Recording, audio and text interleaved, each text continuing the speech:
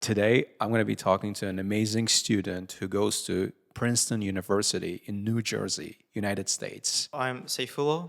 I'm originally from Bukhara. When I was 3, with my family, we moved to Japan and I lived in for like 8 years. So in Japan, we have a system of primary school, junior high school, and high school. And I studied until 5th grade of the primary school. How hard would you say it is to speak Japanese and to learn Japanese? Can you say something in Japanese right now? こんにちは。僕の名前はサイフロです。今、モハマドリさんとポッドキャストをしています。よろしくお願いします。First thing I would like to mention is that I started the activities without like having a dream of applying abroad, specifically to the US. I didn't know that the extracurriculars were important for the US admission. The civil engineering has to be somewhere at the top. Because like imagine getting up in the morning and not having tap water or not be able to take a shower. That's the argument I give to people who ask like, why do you major in civil engineering? It's not famous engineering people do. I hear you talk about taking a getaway to Europe in the middle of your studies. Kind of gives me the impression that studies at Princeton aren't as probably hard as studies at Harvard. Or am I wrong here? If I get extremely rich, the first ever thing I do is donate like some couple of millions to the Bukhara for preservation of historical buildings. At the institute where I interned, they specialize in wind turbines, those like big turbines. So they study how the wind happens, like flow around the wind turbine. It's more like a physics. All right. Let's save some of it for the podcast. All right. So you tell us when to start. Hey folks, hey everyone. Welcome back to another episode of Astra Muse. I'm your host, Muhammad Ali here. Today, I'm going to be talking to an amazing student who goes to Princeton University in New Jersey, United States. I actually wanted to hook up with this guy and have him on the podcast last year, but for some reason it didn't happen. But we're finally doing it now today. I'm super excited to be talking to this guy today. And if you guys want to find out how he got into Princeton University and how you can do it, keep watching. All right, without further ado, let's meet our guest today, Mr. Sayfullo. Hi. Hello, thanks for the invite. How you doing, buddy? Yeah, I'm fine. How about you? Great, awesome. So, would you like to tell our audience a little bit about yourself? All right. So I'm Sayfullo. I'm originally from Bukhara, not far away from this Astra center. I live close by. I graduated from Tashkent Presidential School, and right now I study at Princeton University. I'm studying civil and environmental engineering. Right, right. What's intriguing to me about you is that you are originally from Bukhara, but you went to presidential school in Tashkent. Yeah. So, like, what's the story behind that? Actually, between them, there is a lot of things happening. So first, I was born in Bukhara, like the city. And when I was 3, with my family, we moved to Japan. And I lived in a prefecture called Fukuoka for like 8 years. Then we moved back to Tashkent. And then I spent around 7 years in Tashkent. So initially I went to public school. Then I heard the news that presidential school was like established. So I applied and studied there for like 5 years. Right. That's the thing that really shocked me when I looked at you, the things you mentioned about yourself, that you been to different cities and that you can speak Japanese like a native. Yeah. That's crazy. So you lived in Japan for 7 years, right? Close to 8 years. Close to 8 years. Yeah. What was it like living in Japan?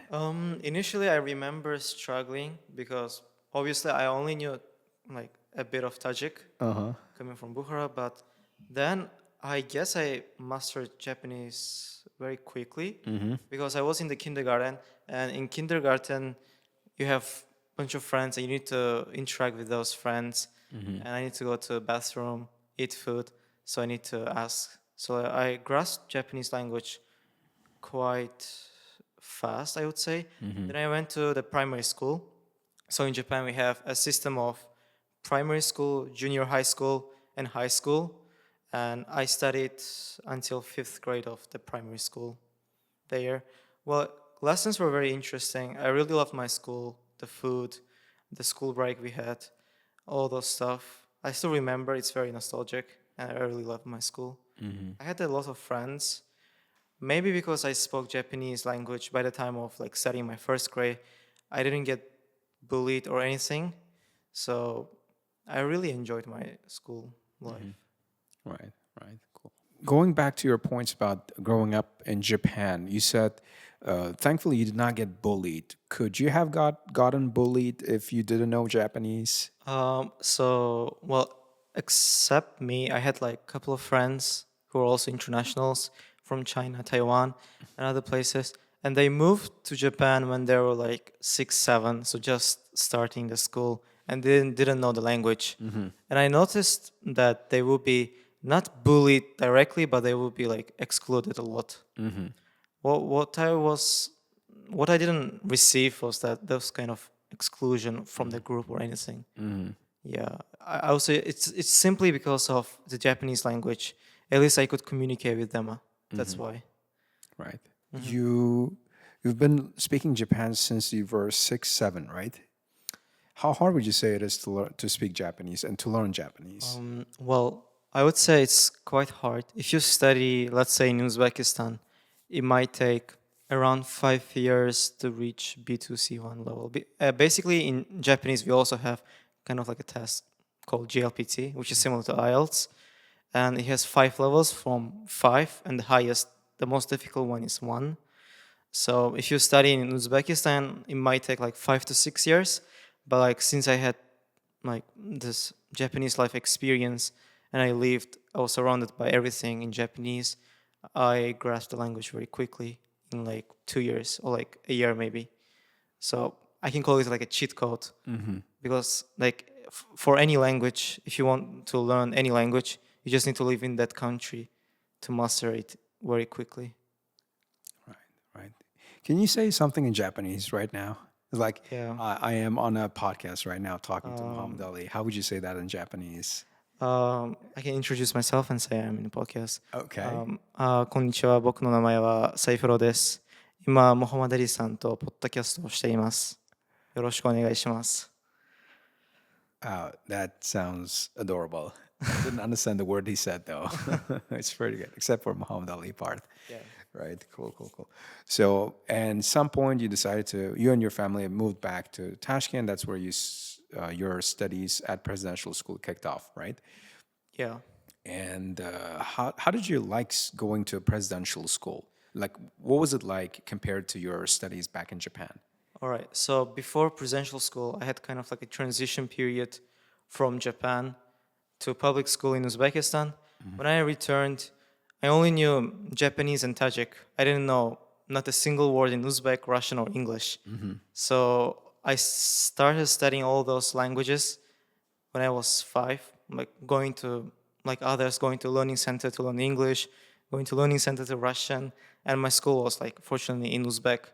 So I spent like 2 years in public school.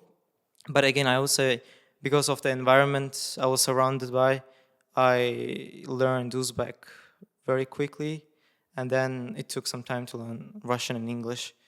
So after those like 2 years in ordinary public school 97 in Yunusabat, I heard the news of presidential school and I applied. Something I'm proud about admission test in presidential school is that I took the test in Uzbek. So I solved all the questions in math in Uzbek, those like logical thinking part in Uzbek. So that was like kind of like transition from Japan to presidential school. And then you asked about the generally like life at presidential school. I used to dream about colleges like Eton in England, like those like very prestigious colleges where students study in a boarding school for like 5 years, those elite schools. And presidential school was kind of like a similar system where we lived in a boarding school, had an international program. So it was like basically a dream environment for not only me but for everyone because it was like first time experience for everyone. So academically it was wonderful. We studied a British system of IGCSE followed by a level, and socially, yeah, we lived in dormitory for like 5 days and Saturday, Sunday at home. Right. Would you say your studies at presidential school were more rigorous than what you had in Japan? Um, Definitely, but here I'm doing comparison between primary school and presidential school. So I can really compare the Japanese high school and presidential school's general system. But one thing I can say is that I've looked into admission tests of Japanese universities for Japanese people, like natives, and those questions, especially in math, was much harder than A levels of the UK. So I would say the high school itself might be hard, like if you are applying to like prestigious universities in Japan, but generally it should be quite similar. So I'm not going to get into detail about your studies at presidential school, because like at this point we've learned quite a lot about how things go at presidential school. I've had a lot of guys before you who went to presidential schools. Mr. Abdulaziz, who was on the podcast before, he told quite a lot about what it's like going to a presidential school. What I want to ask you though is how you got IELTS 8.5 and SAT 1520. Did you pull that off on your own, or did you need some additional tutoring? So before IELTS, I took TOEFL also. TOEFL, like the American test. Yeah, so if I explain from the start, I attended one program called Education USA Virtual College Prep Club, offered by Education USA under Embassy of the United States. So I attended that club, kind of like a program, like free program for a year. And at the end of the program, the successful graduates got like a coupon to take TOEFL for free. So I said, why not? It was like 2 years ago, July, start of July. And I studied for like a month for TOEFL because the test structure is very different. Like if I explain you, as like most of you know about the IELTS, the TOEFL structure, in listening, I need to take a lot of notes to remember everything what's said. Writing is very different, and reading was kind of similar. But like something I remember was that listening, I need to take a lot of notes, and speaking, I talk to not a person, but to a computer screen. And it's like a digital test. So I kind of studied for that, and I had 111 out of 120 from TOEFL, which is similar to 8.5, Yeah. 8.5. So that was a preparation I did generally for English tests. So for IELTS specifically, listening and reading, I was constantly getting like, there were like 40 questions in total in IELTS, right? I was getting like 38, 39, maybe like 8.59 range. So listening and reading, I didn't really need to prepare.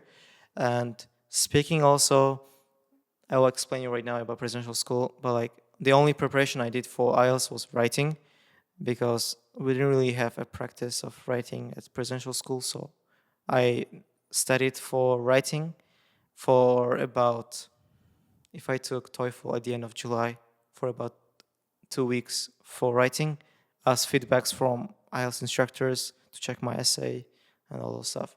So like the reason why I didn't prepare for listening, reading, and speaking was because at presidential school we had a daily conversation, daily interaction with English. So we have classes in English, so we listen, we read like books, textbooks in English, we speak to each other. Like the interesting thing about my class was that we used to talk on Telegram fully in English, even in class sometimes in English. So those were like much better practice than specifically studying for IELTS. So we kind of acquired those skills like naturally. Like writing, we didn't really have a chance to study for like IELTS specific way of writing, so we studied for it.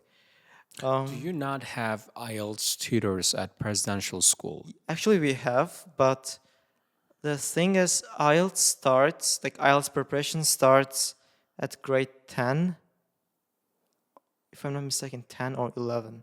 So like by the time the IELTS, those lessons start, since most of us know like spending for like 4 or 5 years at presidential school, at that point, like we didn't really need a practice from listening and reading, because we would like most of the students would constantly score like at least IELTS 8, 8.5 from listening and reading parts. So we technically have a lesson, like we have English as a second language, and teachers teach. Like we have an international teacher from like Britain, and we have an Uzbek co-teacher, and they teach us techniques. But like mostly what we benefited from those will be just the writing part. So we technically have those lessons. Right. And I'm assuming there's also an SAT teacher available. Yeah, so for SAT, the math part is basically what presidential school students study by the end of grade 9. So the IGCSE math covers most of the SAT questions, like most of the SAT topics, list of topics for math. And so I didn't really struggle with the math part. I had to just cover a couple of topics which wasn't included in our syllabus. So that's all for math. But English is very hard. I really struggle with English. I got lucky because initially I started preparing for SAT at the end of grade 9. So I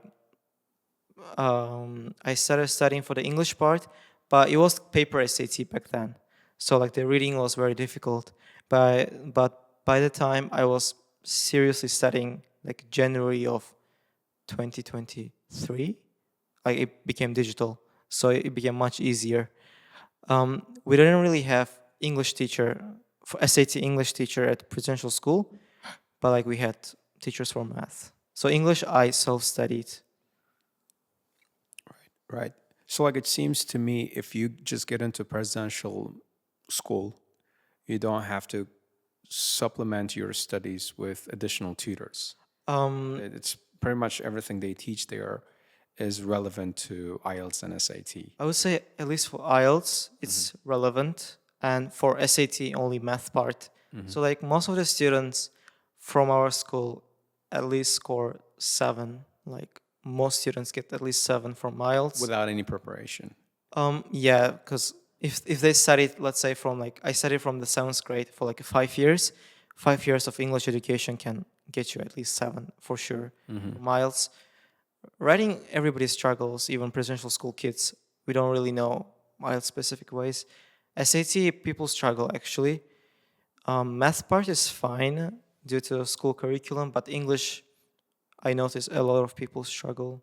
But like now that there are so many group chats online, Yeah. and there's ChatGPT where you can do your own research, like use as a personal tutor. Yeah. Do you think they still need an additional SAT English tutor? I would say yes. I didn't use any ChatGPT back then. Like I didn't think of the idea of asking ChatGPT for SAT English help, but it should be very useful, like tutor. But right now, I guess you can study yourself, but having a tutor, like the purpose of having a tutor, I would say a bit different, because when you have a tutor, you constantly study. So it's more like somebody like monitoring your study routines rather than teaching you something new. And I would say it simply shortens the time and like saves the energy you will need to spend searching on Google every resources you need. If you just have a teacher who score like 1500 plus, if you have multiple of them and they can share their techniques, that's much faster. Like investing for a tutor some money would worth in that case. Right. But you can still totally self-study You can this thing, right? totally self-study like me, because like when I started, it was like a new digital SAT, so we didn't really have a tutor who could teach us. So me and Abdulaziz and other students, we all self-studied. Yeah, like that's what I was thinking. If you can get together with a bunch of other like-minded students Yeah. who are after the same thing, who are trying to get their academics done, their IELTS and SAT, you can like work together. Yeah, exactly. Help each other out. We had a time until the application, so we had plenty of time, like more than a half year, like more than 6 months. So we had a time to study together and take the test. But like there are students who reached September, admission deadline is December, and they need some kind of SAT at least. And then whenever somebody asks me a question, I would suggest go to tutor, much faster if you're like stressed about it. Right, right. Yeah. See, how about your extracurriculars? Yeah. What kind of extracurriculars did you do on the side uh, that would later on get you into Princeton? Yeah. So the first thing I would like to mention is that I started the activities without like having a dream of applying abroad. So, well, like, not abroad, but like specifically to the US. I didn't know that the extracurriculars were important for the US admission. So that's the first point I wanted to mention. I started doing swimming at the age of 7, initially professionally, then continued as a recreational activity until grade 11 maybe. I would go to some swimming pool in Tashkent. And do sports count as an Yeah, extracurricular? it definitely counts. Mine was more like a hobby. So I listed, like in common application, you have like 10 activities to list. I listed swimming as 9 or 10 because it was hobby for me. But for some people, they consider it as like varsity, which is like school level, national level sports where they get medals, all those stuff. They can list like top 5 maybe. Did you get any medals in swimming? Not really. I didn't participate in any competition. So you were just doing it for fun, right? Yeah, so I did swimming in Japan, then returned, so I didn't participate in competition. Yeah, so that was the first one, like the oldest activity at the age of 7. And the second one was Zakovat, which I started when I was grade 7, 2020. Interesting fact that in 2020, I didn't even know there was a university called Princeton. So I was just doing for fun with my friends and others. We had a teacher, history teacher, Iqbal, I still respect him, and he used to like organize Zakawat events at presidential school after lessons, and that was our like every Wednesday activity after school. A quick question about these games you call Zakovat, right? Yeah. Well, how do you play this game? Do you get asked trivia questions? Okay, And the so- first person to figure out wins? Is that how it works? Yeah, so have you watched Zakawat on TV? I have. Yeah, I remember. It's very similar. Just you play in a league and with a team. So like you are 6, like team out of 6 people. You sit around the like round table, and with like other teams, and you play the game. So like the person reads the question, and you hear the question. You have one minute to discuss, and then you write the answer on the paper and give the paper to the person who collects. And questions are like, you can say trivia. It requires, I wouldn't say it's like the logical question. It actually requires knowledge, actually. Like we used to study literature, history, geography, and everything to be ready for the Zakawat games. But like, it's more like they ask for like one type of question, they ask for one word, and they tell facts related to that word, like 2, 3 facts. And you need to connect that fact to find that one word. It's like solving a crossword puzzle, Yeah, right? kind of like If you could say that, yeah. right? Did you play those games in Uzbek or English or in Russian? In Uzbek, I played in Uzbek. There is in Russian also Ruliga, but like mainly like the main Zakawat is in Uzbek. We used to go every Thursday with my team. So initially we were with Iqbalakia at school, but then Zakawat, the organization, national organization, started the league, like a football league. They started like a student league, and we used to go there like every Thursday to participate. Someone should start doing it in English. Actually, yeah, somebody should translate Zakawat into English. Right. If anyone is looking for passion project ideas, there you go, guys. You got one. Yeah, actually, we did at our school, like with friends, we started Zakawat, but mainly it was also in Uzbek. But sometimes we did in English. Would that be how would that be if it was in English? Just same thing. You just translate from Uzbek to English, Right. and you can like definitely anybody can scale it up to a national level or collaborate with Zakawat. I think that way it'd be a whole lot more fun. Because like you'd then not just be testing your knowledge and your critical thinking, but also your language skills. Yeah, definitely. It's like a blend of language contest and knowledge contest, right? right? That's Someone should give it a shot, guys. somebody should do the passion project. Yeah. Totally. It's a cool idea. I might like take part. I mean, who knows? I like doing trivia questions, right? Is that called what? Right. Are these two the only extracurriculars Oh, you no. had on your It was like application? 2 out of 10 of them I mentioned. Okay. Um, Talk about the ones that made your application stand out. okay, first one was a quote, made me Uh-huh. stand out. The other ones were the research I did was Japanese professors in Japanese language. Mm-hmm. So I did like 3 research. People ask me if I published a paper. Like right now, it's a trend to publish a paper on I don't know some Guardian or somewhere, and like the answer is I haven't done any kind of like publishing or anything. What I did was I simply assisted the research somebody else was doing, so I didn't do anything completely new. So I did 3 research. First one was with a company doing project in Uzbekistan, like joint project of Japan and Uzbek.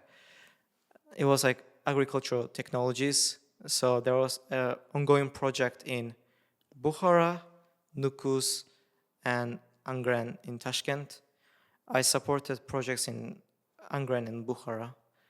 So like they brought like Japanese technologies for agriculture, for like local people, for farmers. And then I was like going there, doing those measuring stuff, all those stuff. Yeah, second one was the research I got by cold emailing professor in Japanese universities. And I sent out like 20, 30 emails, and one of them replied from like Keio University. Then he offered me kind of like an assistant position to his PhD student. Obviously, professor doesn't have time, so he said like you can do something with PhD student. And he was my mentor, and he used to teach me. It was the chemistry research, because I used to study chemistry back then. So I did a chemistry research with him. The third one was a professor who came to Uzbekistan, to National University of Uzbekistan in Tashkent, and he was doing some kind of project, and I got connected through my teacher from presidential school and other people who used to teach at National University. It was also about chemistry. So like I would say the research was like main component of my activities, and outside of research, the Zakoat would be the second place, and the third, the main core was volunteering in environmental field. One of them, climate science. There is an organization called Climate Science, where I used to be a head of the Japanese translation team. We used to translate from English to Japanese, and I would be coordinating if translation is happening correct. It's kind of weird that I'm checking the native Japanese people, but like I got this position. And second one was World Arab Region Charity, where I volunteered there also for like doing projects in the Arab region. What other activities? Did I mention like 3, 4, 5, 6, 7? Oh, there was school government. I was a president of school government at my school, Tashkent Presidential School, for 1 year. Bukhara guide. I love history. I'm minoring in history soon at Princeton, and I study history of Bukhara myself. And I used to be a tourist guide for Japanese speakers and English speakers. Actually, I did like last week in Bukhara recently, guiding to one Japanese tourist like for fun, like for free, just as a volunteer. What else? Did I mention 9? I forgot 1. I can't remember right now. I mean, that's okay. That's Yeah. totally fine. I mean, still, it seems like you did a lot in the way of extracurriculars. So volunteering as a tour guide and being a head of the students' government, right? And then you were a research assistant for a period, and then you did Zakovat. Plus, you can swim. Yeah. So a lot of great things. So that's something you were doing up until your final year, right? Exactly. And at what point did you start writing your college essays? I started the August before my grade 11. So like the start of August, I was back in Bukhara, spending time with my grandmother, and then I started writing my essays, like the brainstorming part. So I took a paper, pencil, writing down any ideas, like anything that comes to my mind that can make me unique. So I obviously got help from the freshman academy, and with them we work on the essay. So by the time I started working with freshman academy, I had everything ready. Like I had SAT, IELTS, I had all the activities ready. So the only thing I was concerned about was essays. So we started by brainstorming the ideas, what can make me unique, and the first one was obviously Japan. Some Bukharian boy who can speak Japanese and who lived in Japan and who is back in Uzbekistan. So that was something unique, like the core of my life. And then we added the volunteering environmental project we did and other stuff. So it was around August, yeah. So you started writing your essay here in Bukhara, and you did some brainstorming, and then when you wrote it all up, you decided to get some help from the freshman academy, right? Yeah. More on freshman academy. How exactly do they help you with your essay? Yeah. So Like, what exactly do they do? Like, so one of the things I'm guessing is they help you make it stand out by pointing out your strength and your weaknesses, right? What is some other help you're getting from them? so the help I got was it started from scratch from brainstorming part. So obviously they don't know anything about me. So the first task I got was just writing kind of like an autobiography about myself, and I wrote like a 50-page of autobiography about myself. So initially, like I worked with Valera, and he gave me like 3 questions to write about.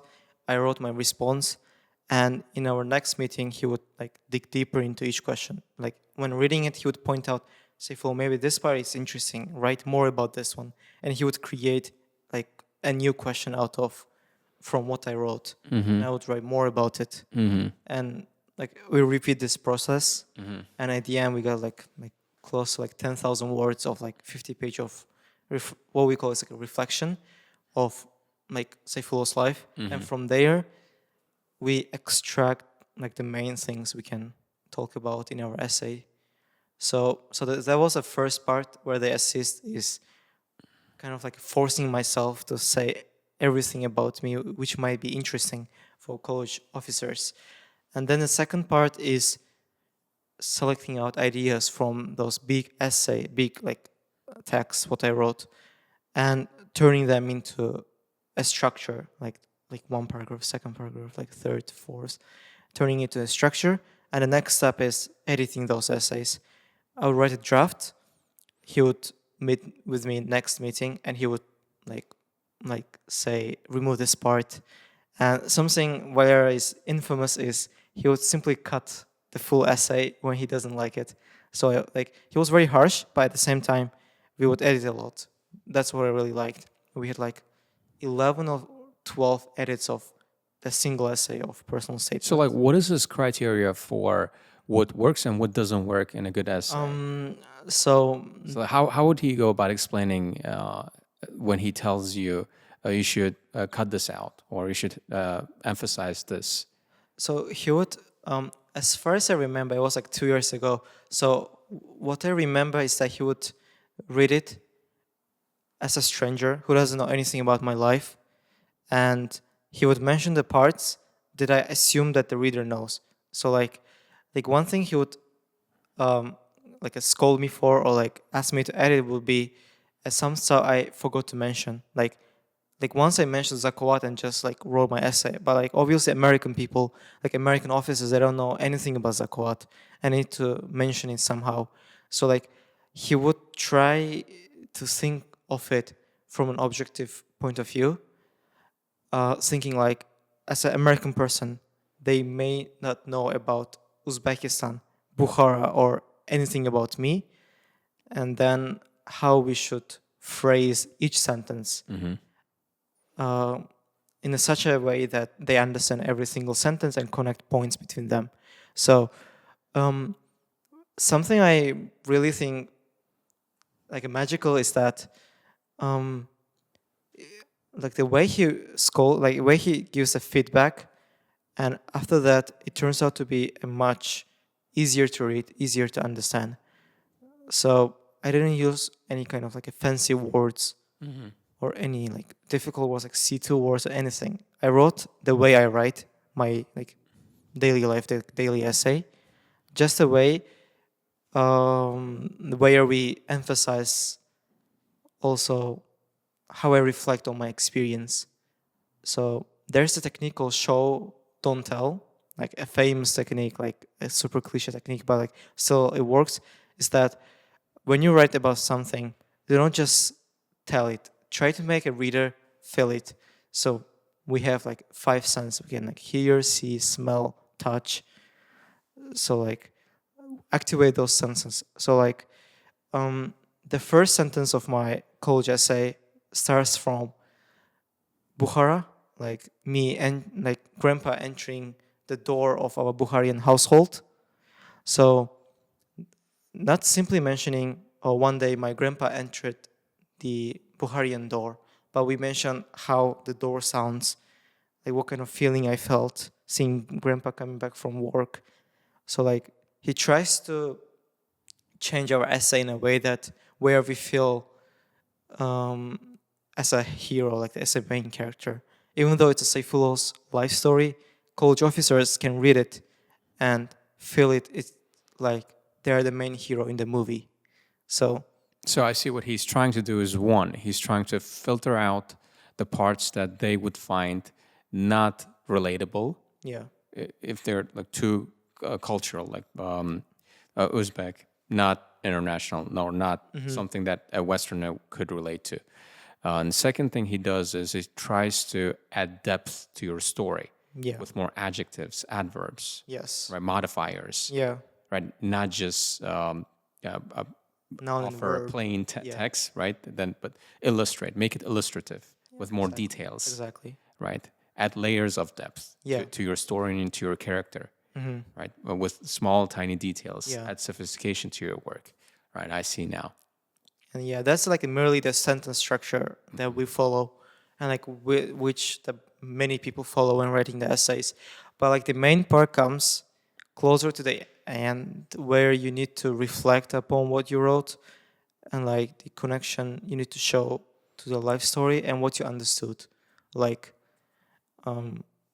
you cannot simply say, this is the part where many of the people struggle, and this is the part where I struggle the most, like the conclusion part. So it's simply answering the so what question. So I wrote all this life story of me in the personal statement, and now I need to answer the question like the so what. Like the college officers, like imagine they're gonna ask you a question like so what do you want to tell through your life story? So, what were you trying to Yeah, tell through your exactly. life story? So What were you trying to tell through your life story? for from my personal statement, you Yeah. mean?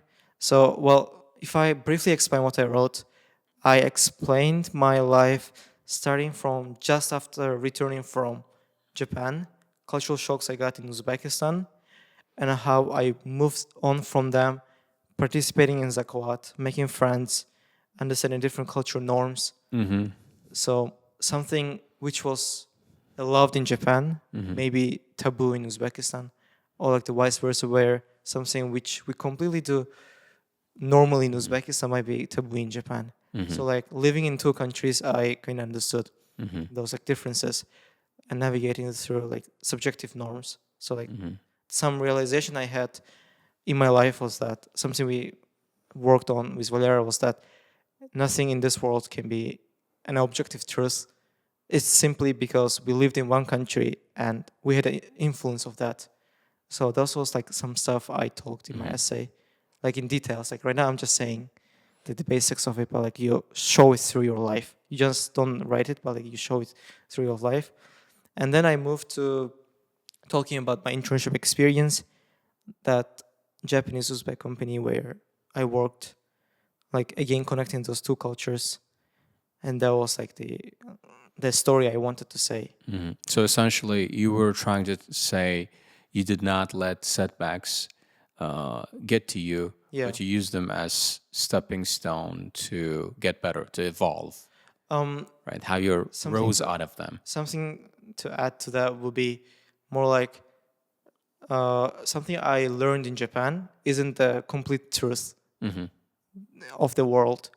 In Uzbekistan, people live differently. In Japan, people live differently, and you need to be an open-minded person who understands each culture. Like you shouldn't be like you shouldn't be racist first of all, like, or you shouldn't be like culturally very close-minded person. You need to be very culturally sensitive, meaning some people in the West do this, some people in Africa do this, in Asia people do this, and everything is correct. Nothing is wrong with that. Like people eat with fork, people eat with hand, and there is no complete truth in that. There is no like moral ground you can assess the way people eat, the way people live their life. It's all based on the culture they grew up, the history, ethnical background. Yeah, the perspective you look at it from. Yeah, Right. that was like the idea. So that goes to show that you are open-minded and a global thinker, Kind of like which is one of the things they look for in a good candidate. yes, So you need to be able to show that you are that you worked through your personal setbacks, and that you are open-minded, and that you are versatile because you have done all these different activities. well, it's one of them. Like it fitted my case, but it doesn't mean that everybody can write a similar story and they can get accepted. No, not necessarily. What I was trying to do is like these are some of the criteria you would want to keep in mind when you're writing your personal statement. Oh yeah, That you mention a problem and how you solved it and what you learned from it. kind of like that. Yeah, And that's exactly what you did. And the second thing you did was that there has been a perspective change in you from your experience of traveling from one country to another, and then how it reflected on your personality and your mind. And it's made you more open-minded, culturally tolerant. And the third thing is versatility. Is that you had your finger on different things. You tried out different activities, which makes you open to adventures. So these are some of the things you want to be able to show in your essay. Exactly. I guess, if you want to stand yeah. out. So something you can think of would be, again, from like freshman academy, we used to think of personal statement as a movie. So the simple example Valeria used to give us was like the Spider-Man. Like Spider-Man, they don't start from saying, hello, my name is Peter Parker.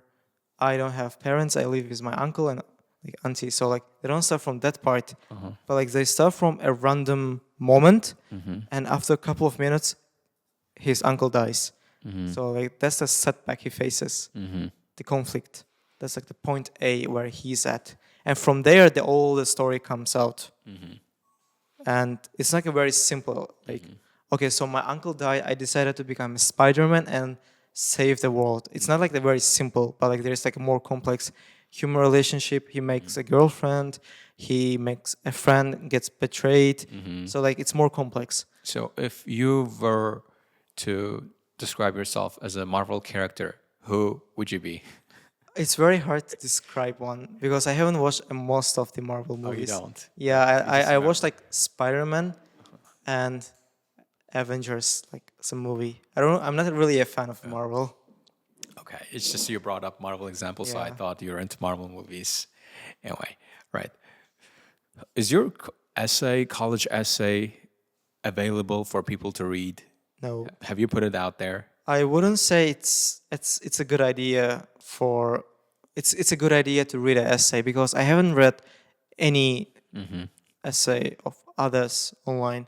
Like specifically for college essay, like the main personal statement, I wouldn't recommend you to read anybody's essay because once you read somebody's essay, you think that that essay is perfect. Okay, this essay got into Ivy League.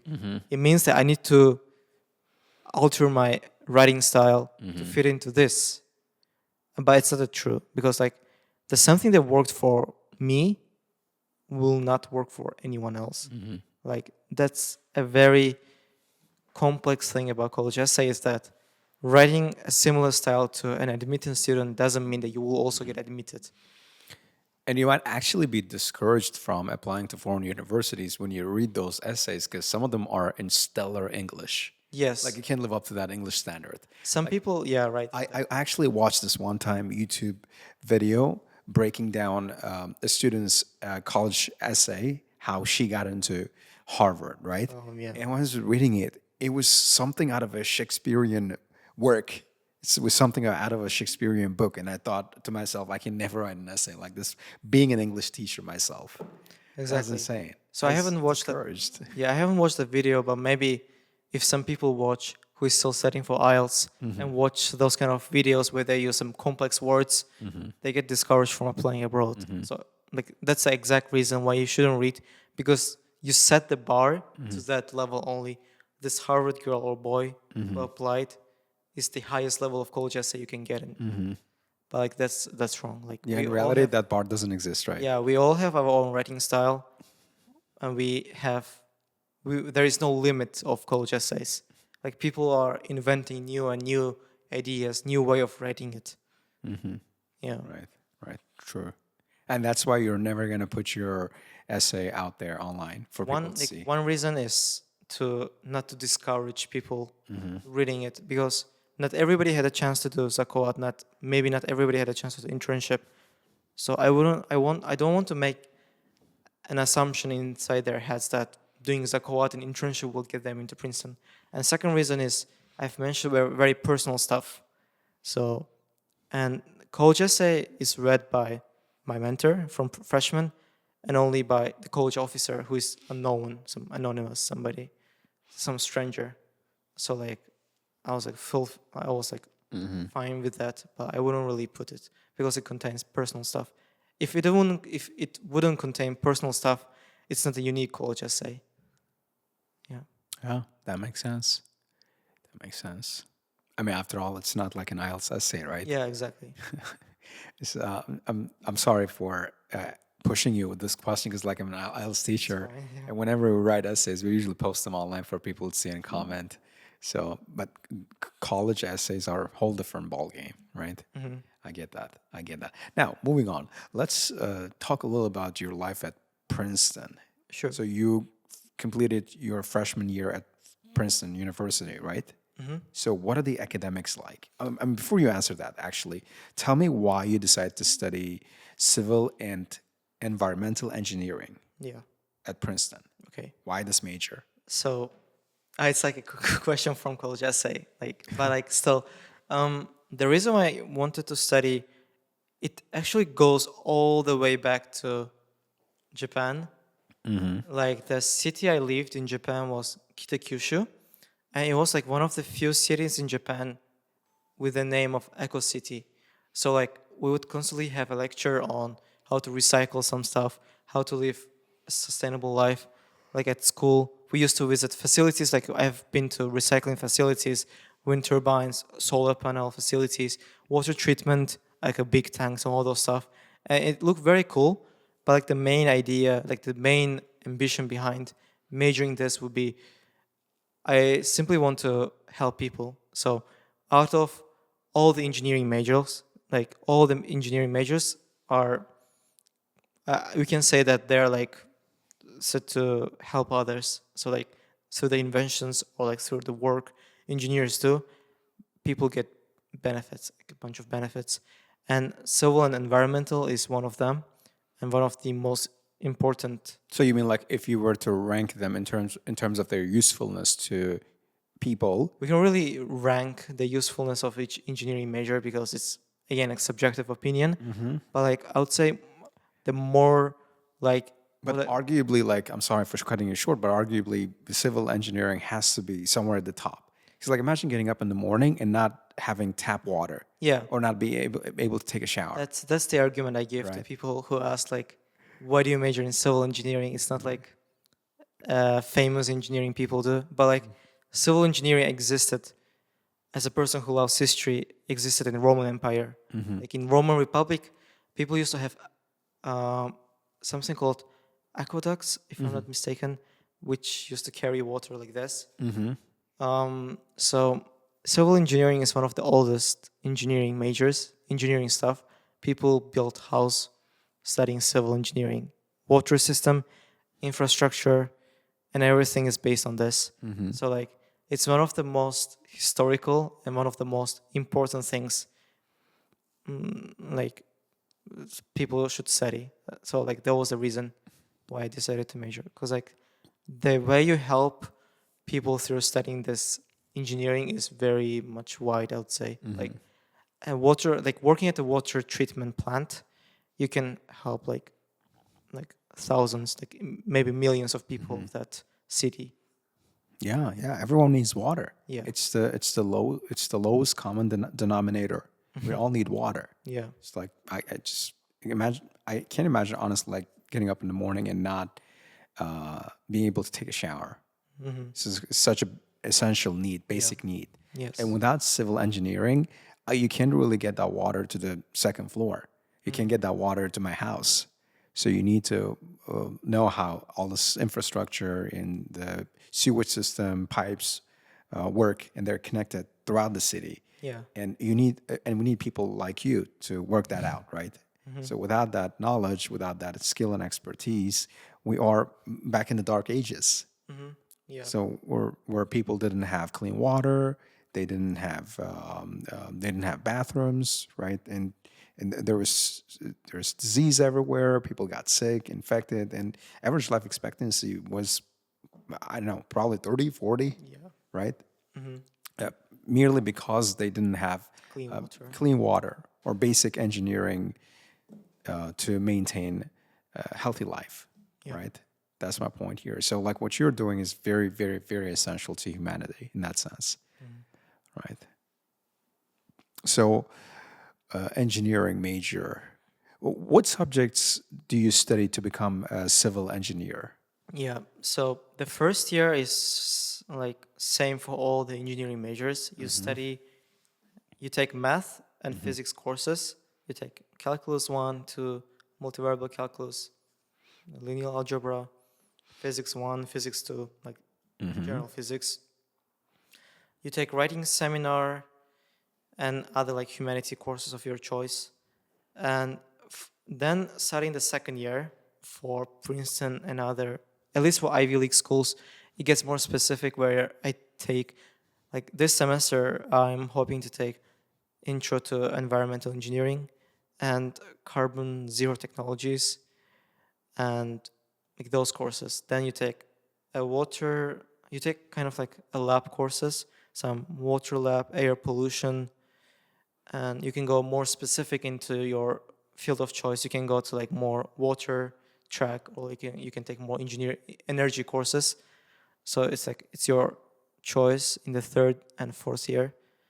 So yeah, you take those courses Right. So you need math, you need physics to start your engineering major. to get started on engineering. So math, physics.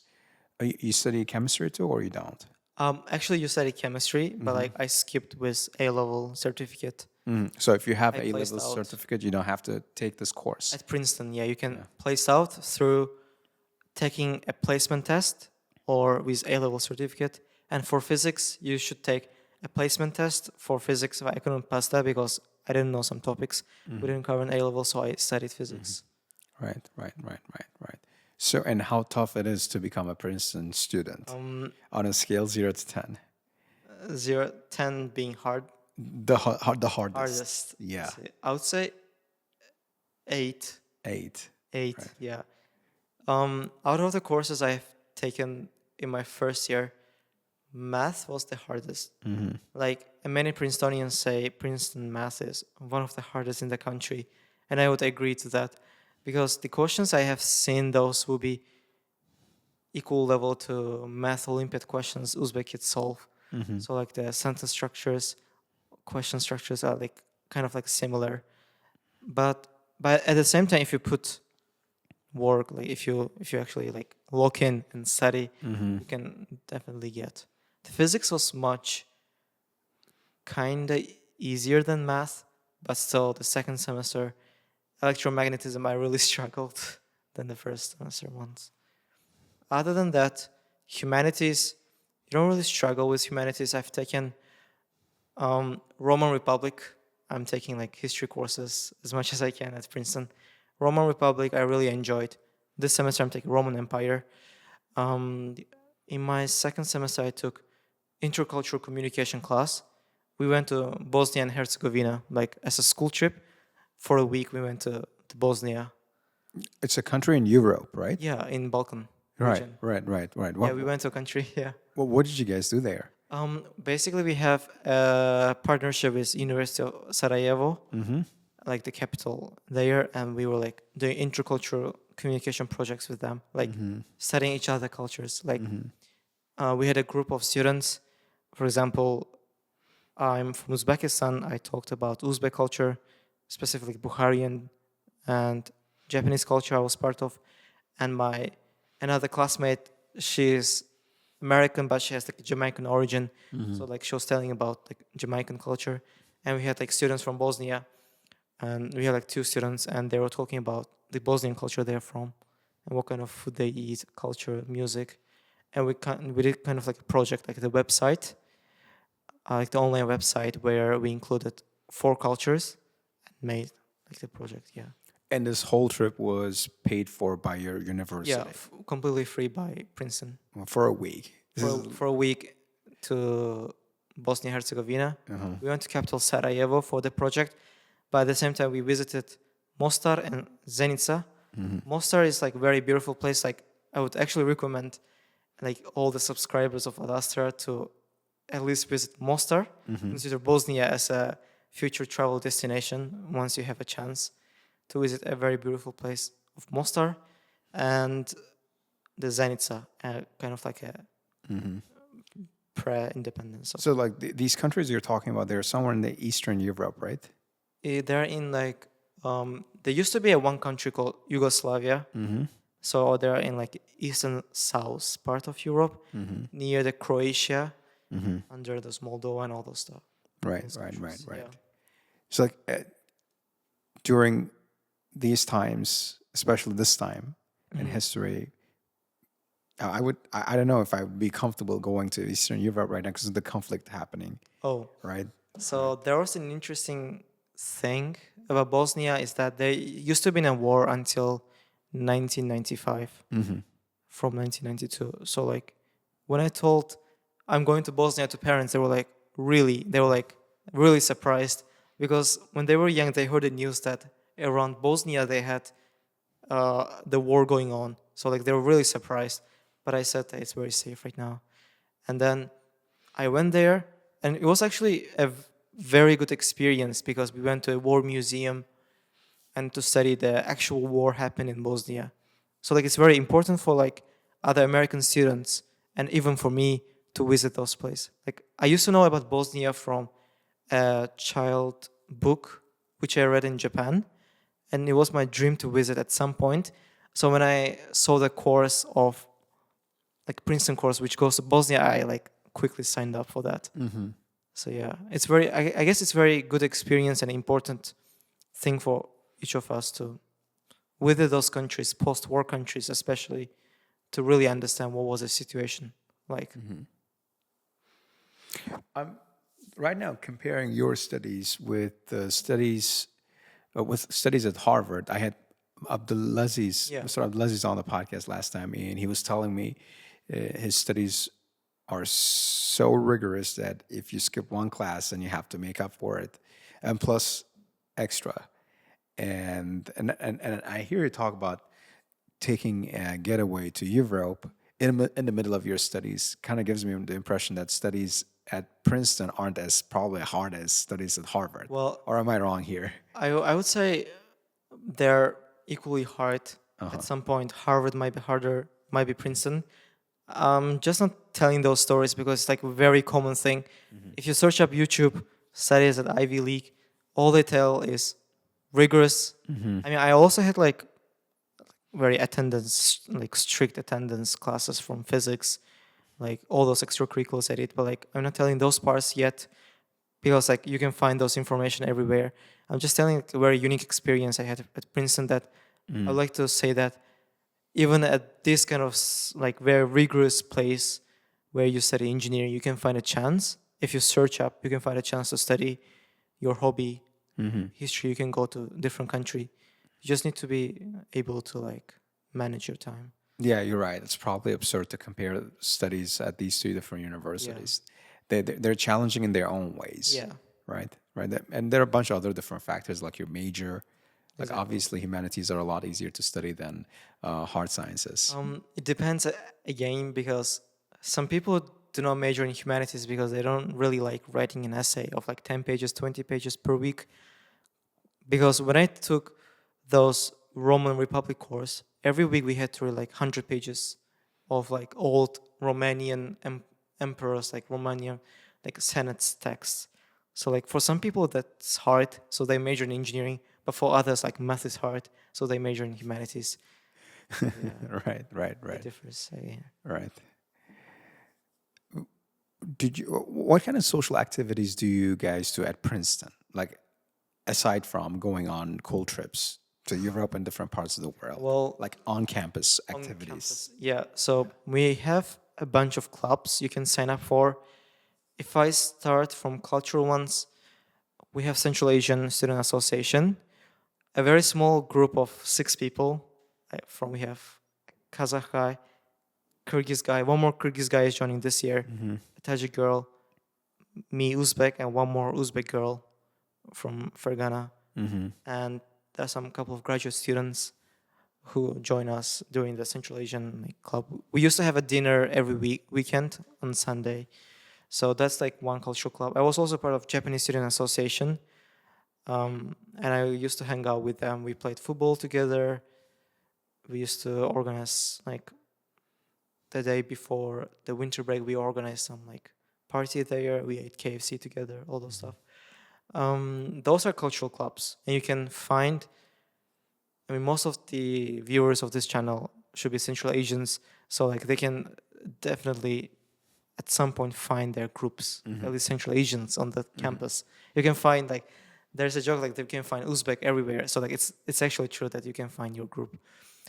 Outside of cultural clubs, you can join sports, but it's very competitive. Like varsity, Princeton school-wide clubs are very competitive. You need to be athlete. So like they admit athletes like separately from regular applicants like me, and their schedule is very hectic. Like I was really surprised. I really respect them because they wake up early, go to training, they have classes, they again have training, like gym, all those stuff. So very hectic, very competitive clubs. You have more chill sport clubs. You can join, like football, soccer, they call, like tennis, and all those other stuff. Speaking of athletes, is there anyone popular who goes to that university right now with you?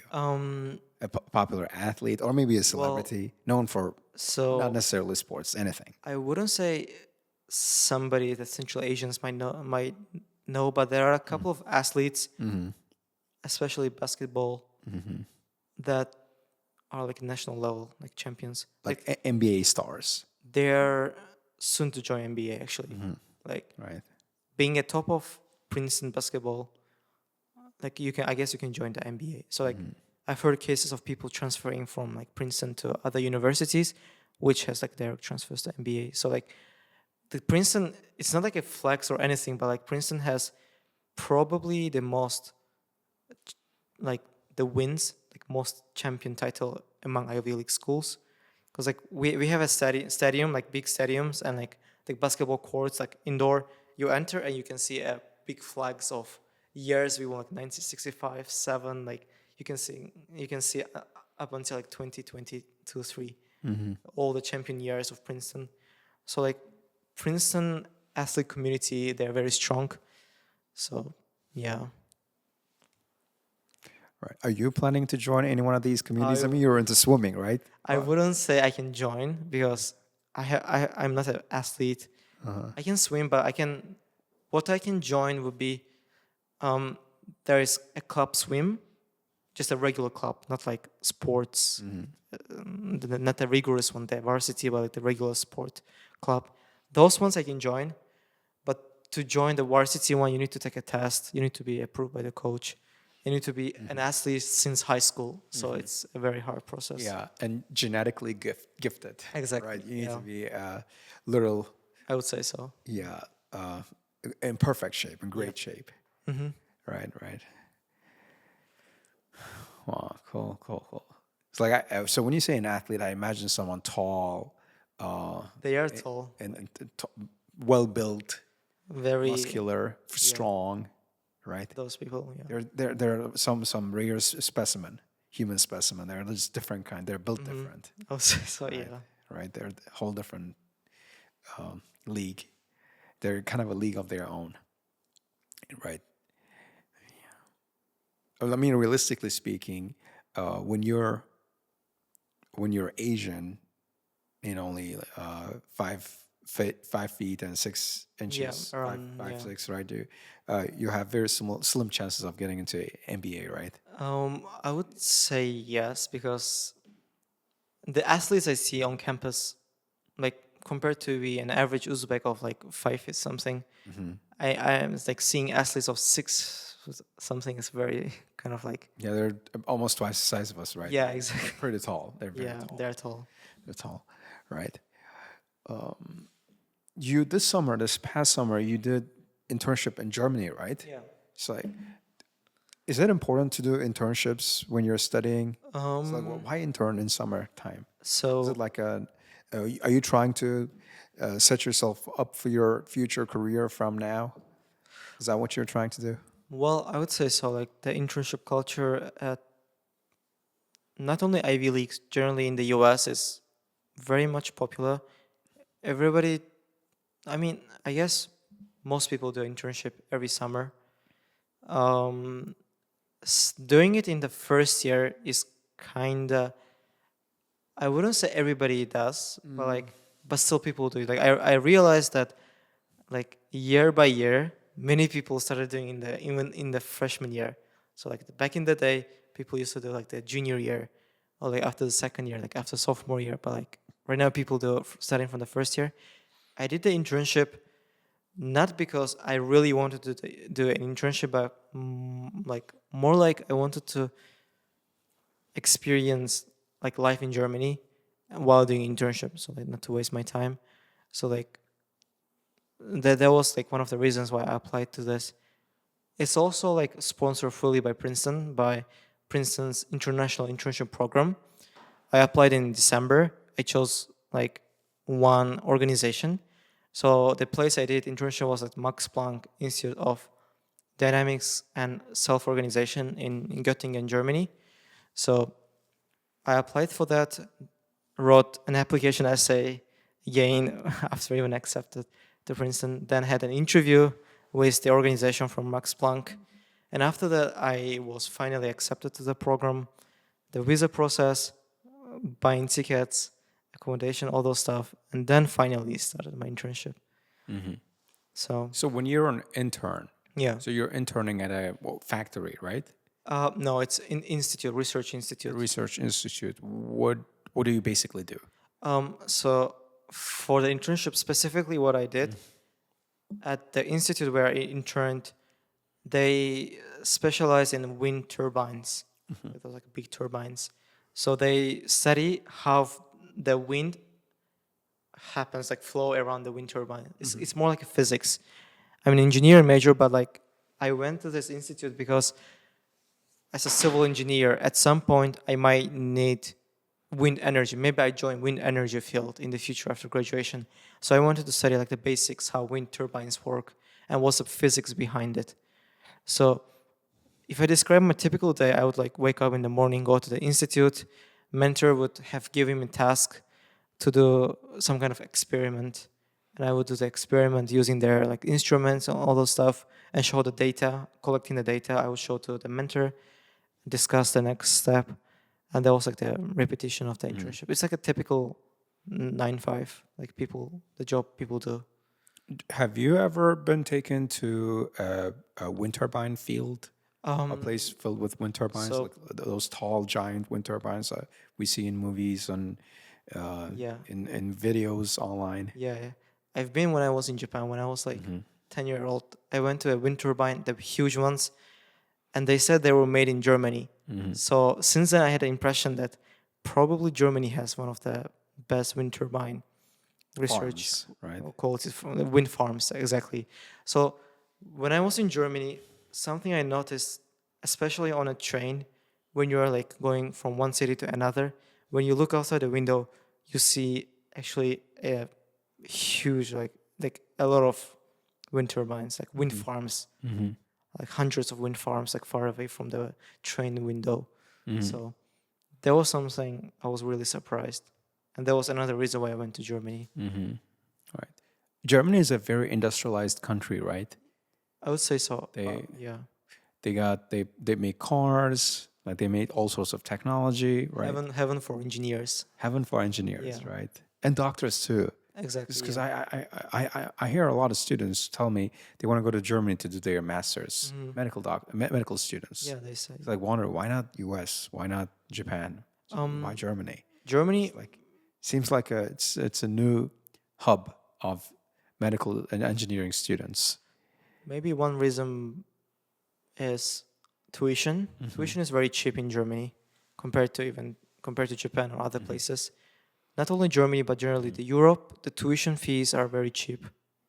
So maybe that's one of the reasons people get attracted to And by the way, did you speak German with your teacher or English? fully English. So it's like an institute with international researchers from like a lot of countries. So everybody understands English. I didn't really use German because the city I lived in, the Göttingen, a small town, is also an international student city. So like people go to those Max Planck Institute, the University of Göttingen, everybody is international. So like even if you go to like the supermarket, cashiers can speak English. The Germans generally they actually speak English, quite a bit of it. They understand it. Right. Germany. It's a cool country, right? Yeah, I really loved it. With unique culture. They're really into beer. They like drinking beer. Oh yeah, so Beer. I went to Munich, and people were like something I was surprised was that they drink beer from the afternoon even. So like maybe their livers are adapted to it. I don't know, but like yeah, they drink a lot, but like they're like very chill people. Like compared to like Japan, the US, or even Uzbekistan, like I sometimes see people who are stressed about work, but like in Germany, I felt everybody was super chill about work, like arriving at work at like whatever time they feel like, and like as long as you accomplish the task you do, there is no like strict requirement of working from what time to what time. So like initially I was confused when to go to work even. Then I kind of adapted. Like I would go around like 9 a.m. finish by like 5, like maybe even 4. Yeah, right. Cool. Internship. So you'd say doing internships is important for your future career when you're in university. Yeah, before even college admission, especially before college admission, and when you are studying at college also, because once you graduate and when you want to work at some company, they ask like, okay, you want to do this jobs like this, like tasks. Do you have any experience? Like, okay, you studied engineering, but you only studied. You don't have hands-on experience of doing anything. So how can you do it? Like to answer the question, you say, okay, I interned it somewhere. So it's very important. Like not only for applying to jobs, for yourself also. Like interning, I did bunch of stuff. Like I did electrical engineering, physics, mechanical engineering, like so everything. Like at internship, you don't really do one field, but like, you can get a chance to do a bunch of stuff. I did coding, everything. So Are you a full ride scholarship student? at Princeton, Yeah. yeah, full ride. You are. So you don't have to work. You do. No, I don't need to work. Do Like you? by the requirement of my visa, I cannot really work outside, like compared to other countries. But at the same time, I don't have any necessity or like I don't need to work. Do you get a stipend from university? Yeah, too? every semester I get a stipend for I use those usually for flight tickets back home. Yeah. Right, right. Like to cover your basic daily expenses, do you not have to get a job? So How do you finance yourself?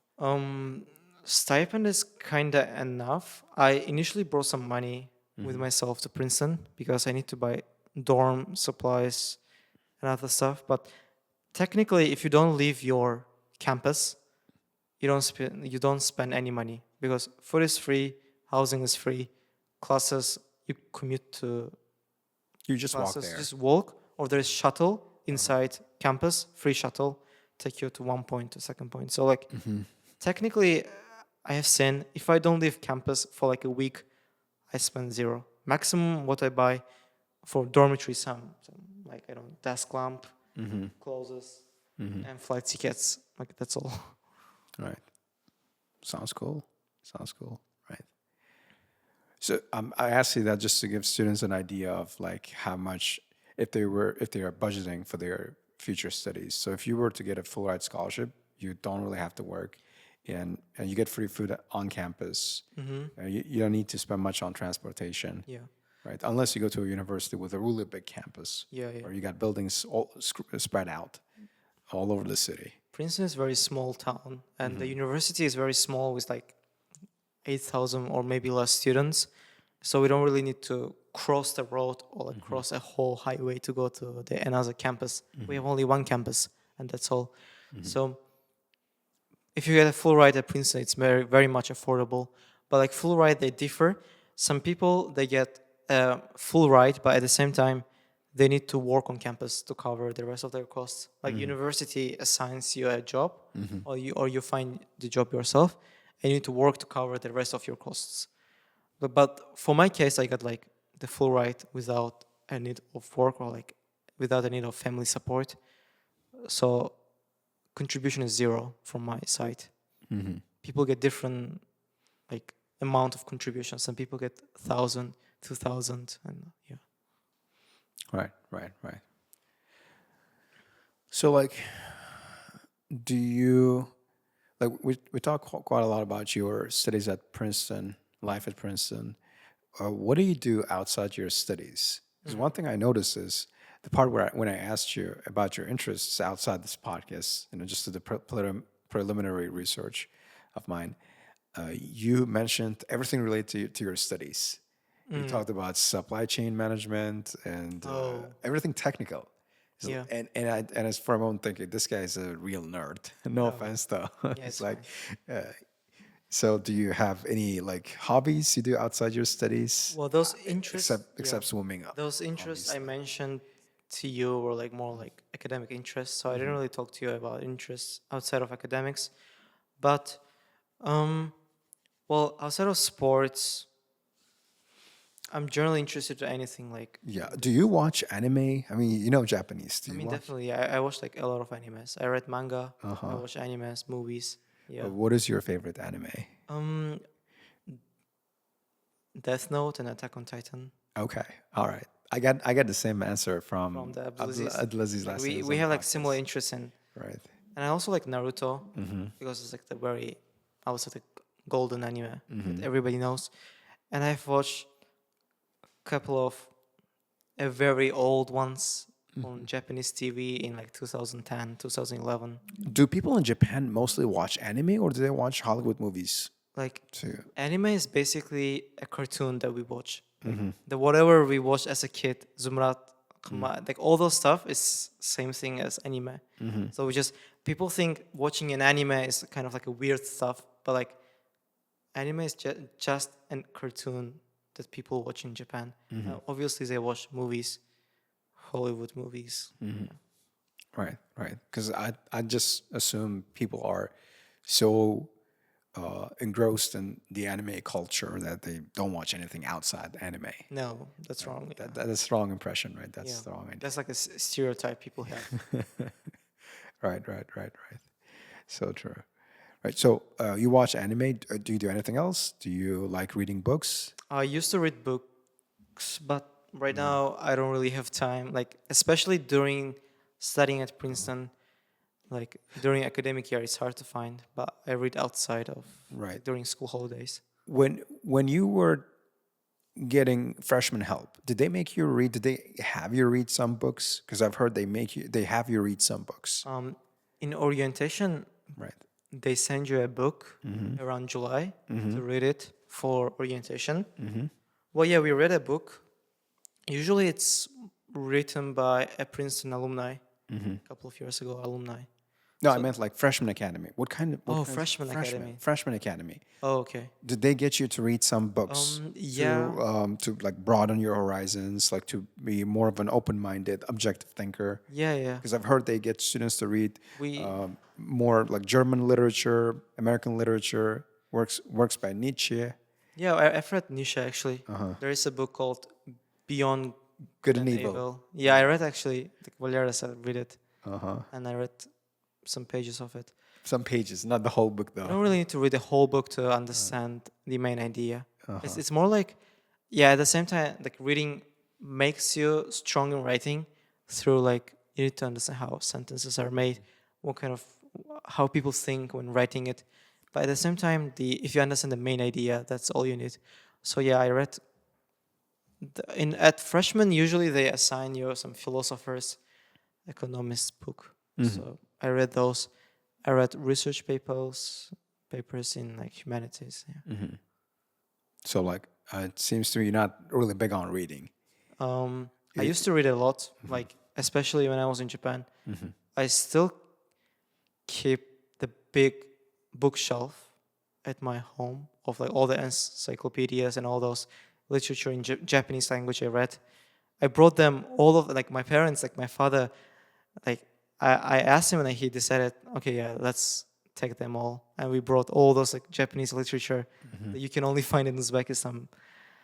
And I mean like only in Japan, like the rare ones in Uzbekistan. It's still at my home, yeah, in Uzbekistan.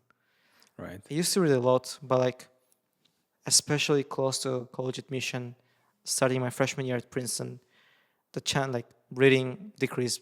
But I still read. I have Kindle, like I got for my birthday from my parents, like 4 or 5 years ago, and I read a lot on Kindle. All right. Next thing I'm going to ask you is this.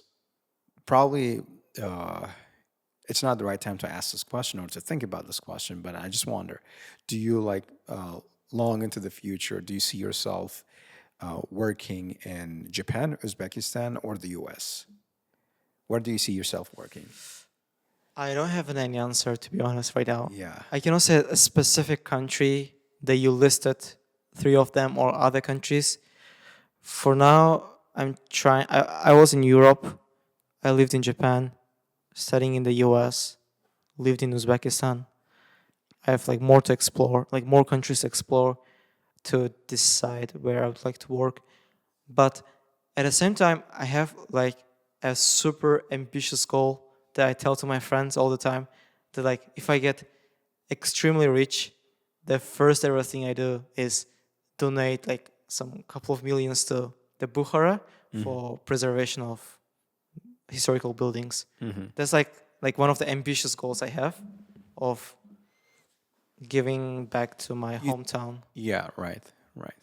As a person who loves history, I would like to keep all those madrasa minarets and all this stuff. Do you think we are not doing the city's not doing enough in the way of preserving old buildings? We are doing enough, and I really respect that. But at the same time, I would say if there is a guy, an imaginary guy who can donate, maybe there is, maybe I don't know, maybe there is a guy who can donate like millions to UNESCO or to Uzbek government to preserve it, it would be good. Because like right now it's happening, but we never know after a couple of years what will be the situation. Right, right, right. Yeah, that'd be a big favor to the city. Additional fund wouldn't hurt. Yeah. In any case. Yeah. Right. So you're really into history. Yeah. Bukhara history. Yeah. What's something fascinating about Bukhara history? Something fascinating about Bukhara history is that I really love the architecture of those buildings, and I'm really surprised how people back in the day could build it. So we cannot really be super proud of the history. Like it's actually a wrong thing to be, I don't know. To dwell on the past. Yeah, like you need to think of a present and future. Like it's very wrong to just be proud of our even like Beruni, but like you need to be proud of people. You need to be that person right now or in the future. But like what I really respect is that people back in the day without all the opportunities could do such stuff and left the legacy of it. And for example, some fascinating stories I heard from my grandparents, from my uncle, about like the Minorai Kalon or from Soponila Makbarase, how Genghis Khan, like the Genghis Khan visited Bukhara, he burned down the city, but like still he kept those majestic buildings. That was not just a regular visit though. When he invaded. Well, yeah, exactly. But like During his conquest, right? yeah, So I heard that story too. So when he conquered this region, yeah, he came here with his cavalry, and so when he saw this tower, he was on his horse, and he couldn't see the top, so he had to get off his horse to see the top, and that was one of the things that made him want to keep this tower. yeah, With under normal circumstances, he would demolish everything in his way.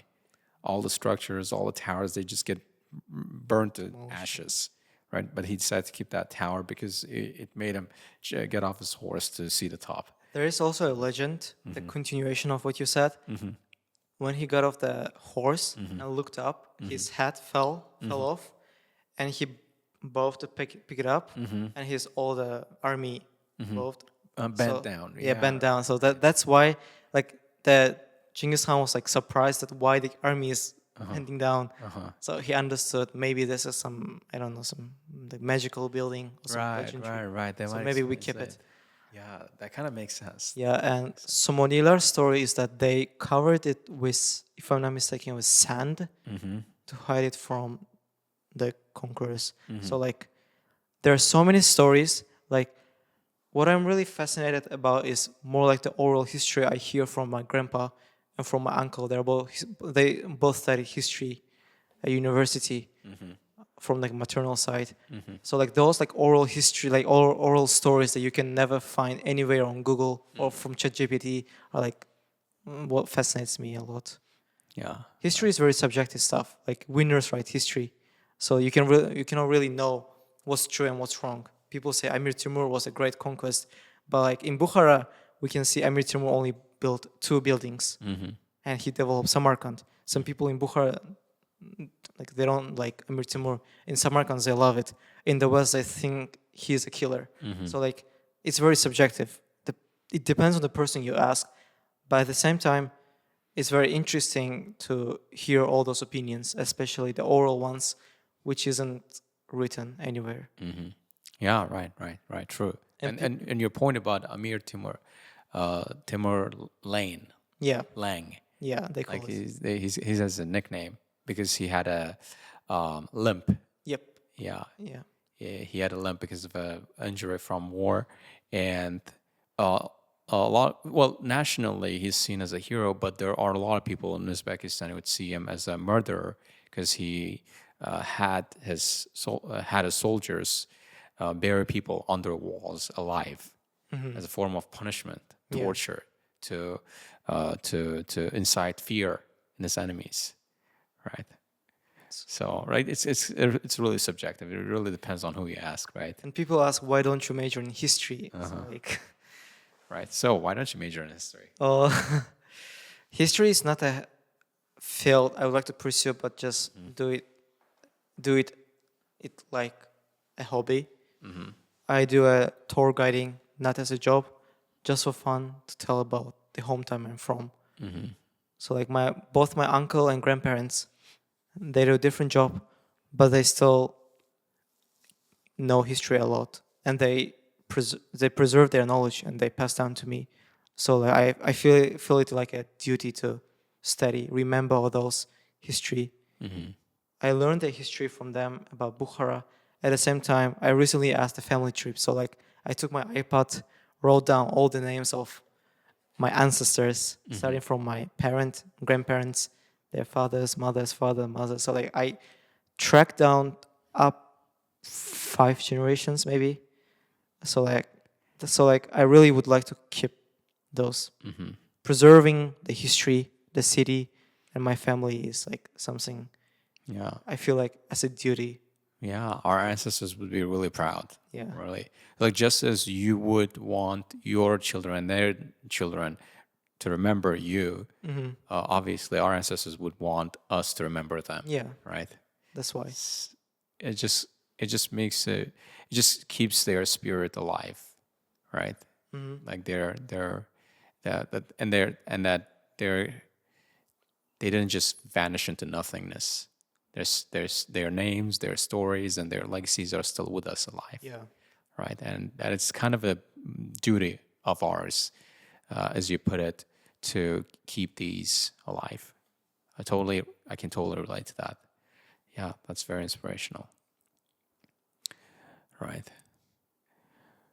So, Mr. Sayfullo, we talked quite a lot about your studies and how you got into Princeton and everything. We are coming down to the last chapter, and this is the part where we talk a little philosophy before we wrap this thing up. So there are a few more questions I want to ask you before we call it a day. So first question is, how would you describe your personal philosophy? What is your philosophy at this point? As a person who is 19-year-old, I haven't experienced a lot of stuff.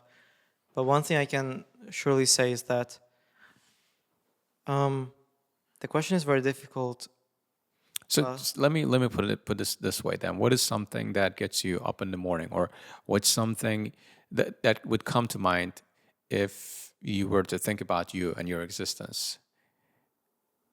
It will be Who is Sayfullo, or what is Sayfullo up to, or what is Sayfullo doing on this planet? So what's his whole deal? his intention is to study his field, to help people, at the same time keep his history, and at the same time traveling. Like something I forgot to mention about the hobby part is that I love traveling. When I was in Europe, I traveled to like 8 or 9 countries myself on a bus or train. So I really love traveling. I've been to a bunch of places in Japan, and every location I visit, I see a completely different people, completely different culture, completely different city structures. So maybe that's one thing that keeps me up, is that I've been to maybe 15 countries for now, but there's 180 countries to visit more. And there are so many things to explore in the world, so many nature. So like that's something that keeps me up, except for helping people and preserving my history. I would say seeing the world. Right, right. And what's something you would tell your younger self, your 14, 15-year-old self? For 14, 15-year-old. So just a piece of advice to your younger self. Okay. The first thing is learn how to say no. I recently mastered this skill. As a person who grew up in Japan, who lived in an Uzbek culture where the respect to elderly is very much revered, it's very hard to say no when somebody asks you to do something, and in Japanese culture especially. So I would say when you don't want to do something, when they're requesting something super absurd, just say no. Like it will pass out. Like it will pass. Like even if you say no and they scold you, just be firm on your ideas. Just be firm. That's like the first and most important advice I would give to my 14, 15-year-old. But there is flip side to that as well. As a 14, 15-year-old, you do that, you get kicked out of the house. Well, Right? You don't really have much, freedom when you're 15, 14-year-old self. For 15, 14-year-old boy or girl, you don't get to choose much because you're not yet quite independent. but there are certain things, certain requests that's illogical. Like parents scolding, when you think about it, it's usually like logical. Like logical, there's a logical reason behind why parents scold us. but there are certain requests your friend might ask, your school administration might ask. So like there are a bunch of stuff that you can be firm and state your opinion. At least like even if you cannot say no, state your opinion like firmly and don't like alter it. Mm-hmm. The second thing would be, again similar to this one, just be yourself. Try not to wear a different mask depending on how people might think of you. Like, yeah, they might gossip about you or like they might make fun of you, but that's like human nature. And maybe they laugh at you today, but like day after tomorrow they just forget what happened like 2 days ago. So people live in fear of somebody maybe laughing at you, relatives gossiping about you.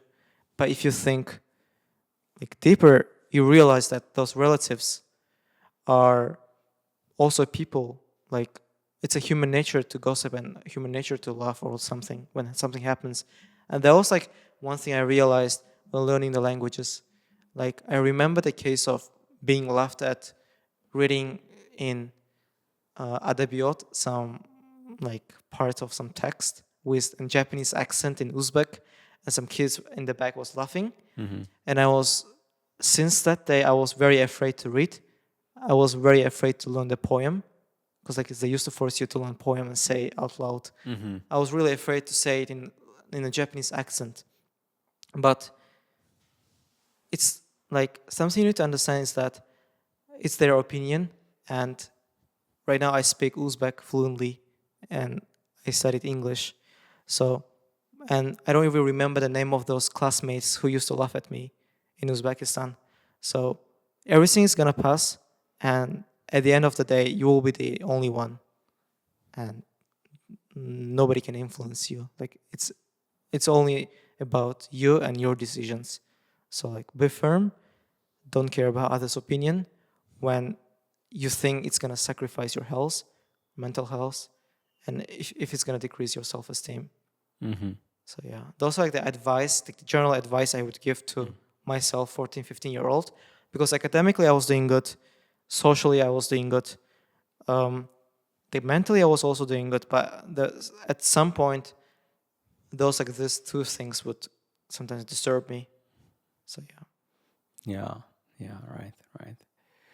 Especially like when you're young and you have a lot of insecurities and you don't know much about the world, it kind of compounds. Yeah. And it compounds with your fears, with your insecurities, and that your desire to seek validation. So like being a teenager is a really rough experience. It is. Yeah. But if you think in the long term, Yeah. people feel insecure because they think in a short term. Like maybe you are an oversized guy and somebody's laughing at you, but like it's a short term, like the way short term mindset. If you think in the long term, you will just forget that person day after tomorrow. So like Right. Yeah. it all comes down to timing. Yeah, good point. What's something you would tell your future self if you could talk to him right now, your Oh, 29-year-old self, interesting point. or you who'll be watching this podcast when it's out?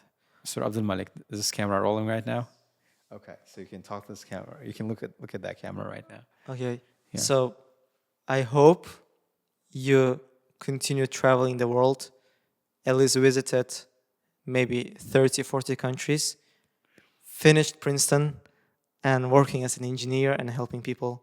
I can really give advice to myself because he's older. He will be older than me. He experienced the life more. But something I can ask from him is if he accomplished certain things I have in my mind. Right. And don't forget to donate $1 million to Bukhara Cultural Heritage Center. Yeah, exactly. Okay? $1 million. Maybe not at 29, but at some point, maybe 40, 50. Yeah. I have this ambitious goal of Yeah. preserving Bukhara. But $1 million, okay? 1 billion. Not a penny short. 1 million. All right. Mr. Sayfullo, it was a lot of fun talking to you today. It was awesome. I really enjoyed our chat. And I'm really thankful to you for coming on the podcast today and sharing your insights and your personal experiences and all your stories and all the interesting things you talked about Princeton.